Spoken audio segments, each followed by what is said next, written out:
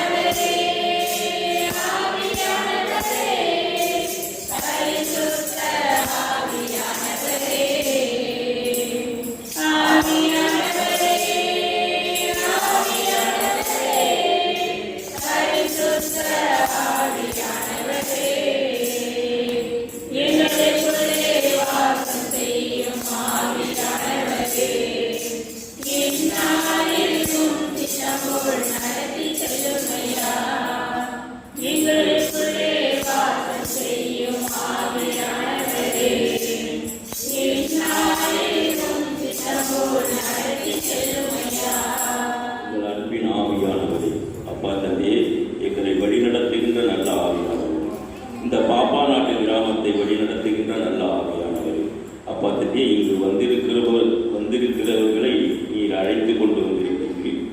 இன்னும் அதிகமான மக்களை நீர் அழைத்து வந்து அப்பா தந்தையே உம்மை பற்றி அறிவதற்கும் நீர் என்ன சொல்லுகிறீர் என்பதை கேட்பதற்கும் அப்பா தந்தை இன்னும் அதிகமான மக்களை அழைத்து வர வேண்டுமாறு உம்மை நோக்கி நாங்கள் மன்றாடுகின்றோம். எங்கள் ஜெபம் கேளும் நல்ல பிதாவே, ஆமென். எல்லோருக்கும் நல்லவர் இயேசுதானங்க, அவரை ஏற்றுக்கொண்ட வாழ்க்கையிலே இன்பத்தானங்க. எல்லோருக்கும் நல்லவர் இயேசுதானங்க, அவரை ஏற்றுக்கொண்ட வாழ்க்கையிலே இன்பத்தானங்க. சமாதானம் தருபவரும் இயேசுதானங்க, நமக்கு சந்தோஷம் தருபவரும் இயேசுதானங்க. சமாதானம் தருபவரும் இயேசுதானங்க, நமக்கு சந்தோஷம் தருபவரும் இயேசுதானங்க. எல்லோருக்கும் நல்லவர் இயேசுதானங்க, அவரை ஏற்றுக்கொண்ட வாழ்க்கையிலே இன்பத்தானங்க. குறைகளை நீக்குபவர் இயேசுதானங்க, நம்ம குற்றங்களை துடைப்பவரும் இயேசுதானங்க. குறைகளை நீக்குபவர் இயேசுதானங்க, நம்ம குற்றங்களை துடைப்பவரும் இயேசுதானங்க. கைவிடாமல் காப்பவரும் இயேசுதானங்க, நம்மை கரமிடித்து நடத்துபவர் இயேசுதானங்க. கைவிடாமல் காப்பவரும் இயேசுதானங்க, நம்மை கரமிடித்து நடத்துபவர் இயேசுதானங்க. எல்லோருக்கும் நல்லவர் இயேசுதானங்க, அவரை ஏற்றுக்கொண்ட வாழ்க்கையிலே இன்பத்தானங்க. சோதனையை மாற்றுபவர் இயேசுதானங்க, எல்லா சூழ்ச்சிகளை முறியடிப்பார் இயேசுதானங்க. சோதனையை மாற்றுபவர் இயேசுதானங்க, எல்லா சூழ்ச்சிகளை முறியடிப்பார் இயேசுதானங்க. தோல்விகளை மாற்றுபவர் இயேசுதானங்க, நம்மை தாழ்வினின்று எடுப்பவரும் இயேசுதானங்க. தோல்விகளை மாற்றுவது இயேசுதானங்க, நம்மை தாழ்வினின்று எடுப்பவரும் இயேசுதானங்க. எல்லோருக்கும் நல்லவர் இயேசுதானங்க, அவரை ஏற்றுக்கொண்ட வாழ்க்கையிலே இன்பத்தானங்க. எல்லோருக்கும் நல்லவர் இயேசுதானங்க, அவரை ஏற்றுக்கொண்ட வாழ்க்கையிலே இன்பத்தானங்க. பிரியமானதை செய்ய எனக்கு கற்றுத்தாரும் தெய்வமே. உனக்கு பிரியமானதை செய்ய எனக்கு கற்றுத்தாரும் தெய்வமே. நீரே என்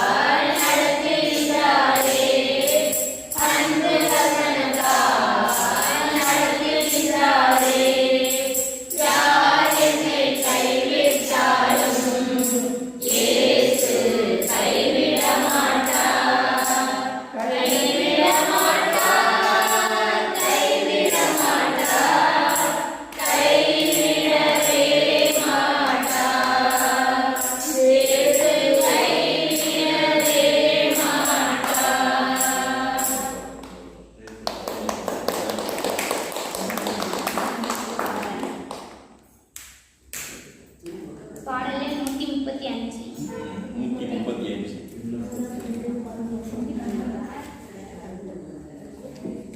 பாடல் எண் 135.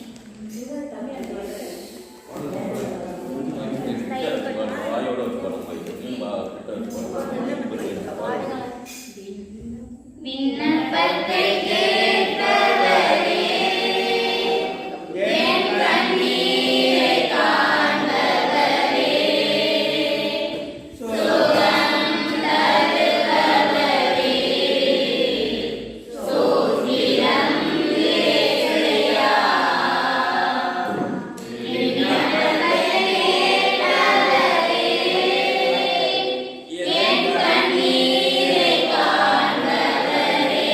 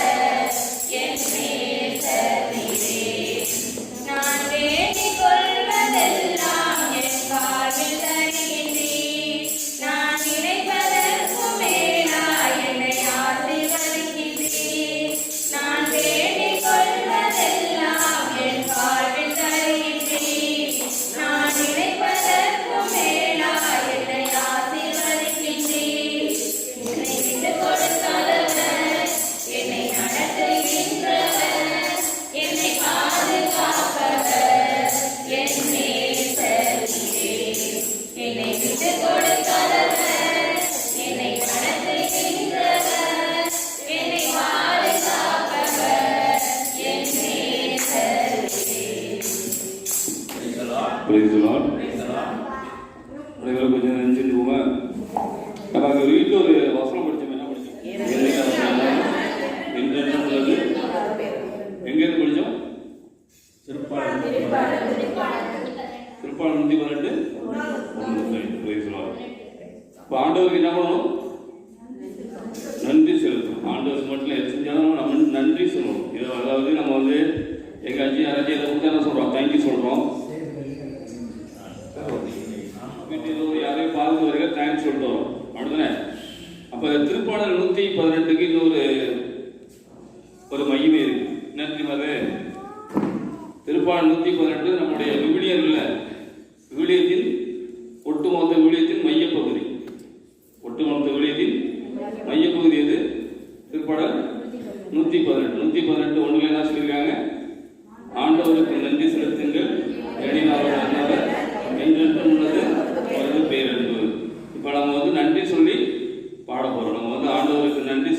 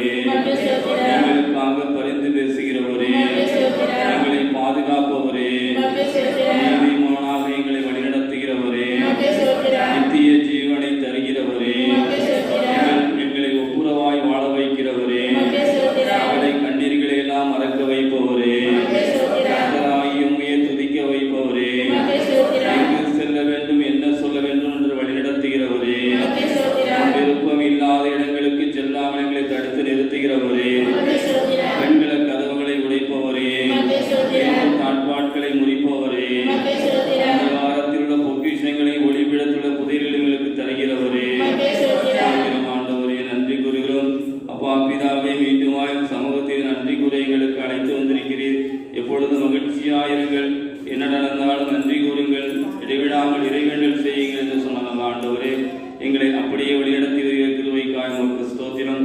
துதி கன மகிமை அனைத்து உமக்கே ஏறெடுக்கிறோம்.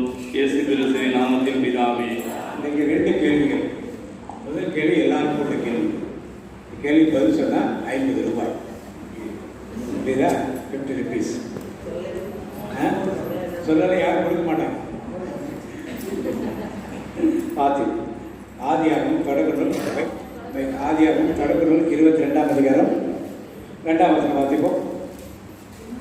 அவர் அவர் உன் மகனை நீ அன்பு கூறும் அவர் உன் மகனை நீ அன்பு கூறும் உன் ஒரே மகனான ஈசாக்கை அழைத்துக் கொண்டு மோரியா நிலப்பகுதிக்கு செல்.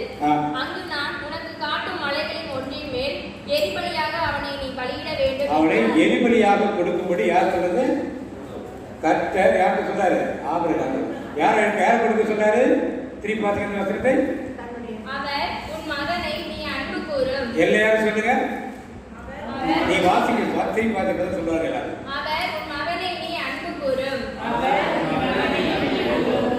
உன் ஒரே மகனான நீ தப்பா படிக்க. நீ அன்பு கூறும் உன் ஒரே மகனை சேர்த்து படிக்கணும். சொல்லுங்க எல்லாரும். நீ அன்பு கூறும் ஒரே மகனை ஈசாக்கை அழைத்துக் கொண்டு மோரியா நிலப்பகுதிக்கு செல். அங்கு நான் உனக்கு காட்டும் மலைகளின் ஒன்றின் மேல் எரிபலியாக அவனை நீ பலியிட இப்ப ஆபிரகாமுக்கு திருப்பி முதல் வரி மட்டும் படிங்க.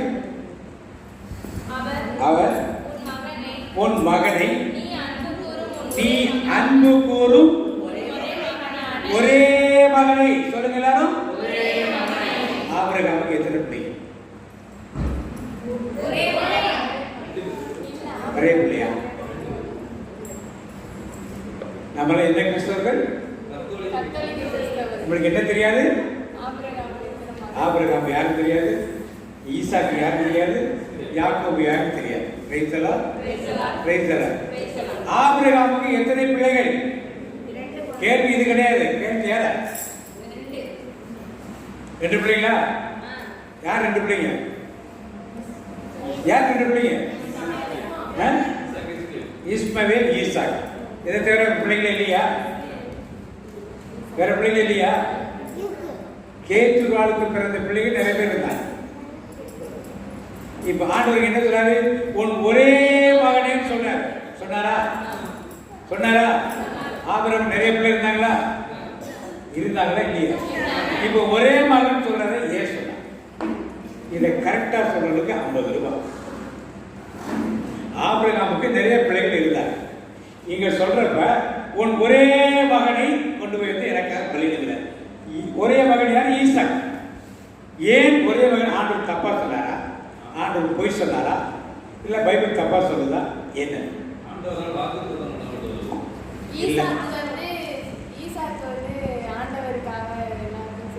ஈசாக்கு ஆண்டவருக்காக ஈசாக்கை பத்தி பேச்சே கிடையாது. பேச்சு ஆபிரகாம் பத்தி தான். அவர் எதுக்காக ஏகபுத்திரன் சொன்னார்? ஆண்டவருடைய ஆபிரகாம் ஆண்டவர் பாதையில தான் இருக்காரு. ஏன் அவர் சொல்றாரு ஏகபுத்திரன் சொல்றாரு?